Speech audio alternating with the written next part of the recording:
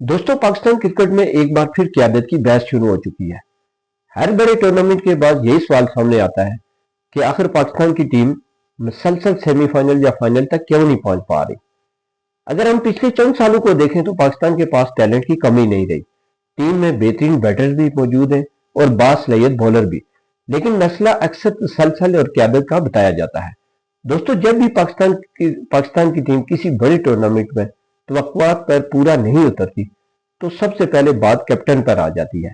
कभी ये कहा जाता है कि कैप्टन को बदलना चाहिए और कभी ये दलील दी जाती है कि असल मसला कैप्टन नहीं बल्कि टीम प्लानिंग और मुस्तकिल मिजाजी की कमी है। दोस्तों, दिलचस्प बात यह है कि पाकिस्तान क्रिकेट में अक्सर यही बात होती है कि हर बड़े टूर्नामेंट के बाद कैप्टन तब्दील करने की बातें शुरू हो जाती हैं। लेकिन सवाल यह है कि क्या सिर्फ कैप्टन बदलने से टीम की कारकर्दगी वाकई बदल जाती है।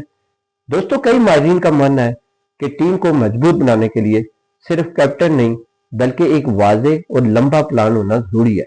जब तक टीम मैनेजमेंट, सिलेक्शन और खिलाड़ियों को मुसलसल सपोर्ट नहीं मिलेगी तब तक नताज भी गैर यकीनी ही रहेंगे।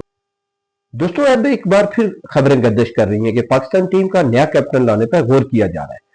लेकिन असल सवाल यही है कि क्या नया कैप्टन पाकिस्तान क्रिकेट की तकदीर बदल पाएगा या फिर मसाइल वहीं के वहीं रहेंगे। दोस्तों, आपकी क्या राय है? क्या पाकिस्तान को वाकई नया कैप्टन चाहिए या मौजूदा क़यादत को मजीद वक्त देना चाहिए? कमेंट में अपनी राय जरूर दें। वीडियो पसंद आई हो तो लाइक और हमारे चैनल को सब्सक्राइब जरूर करें।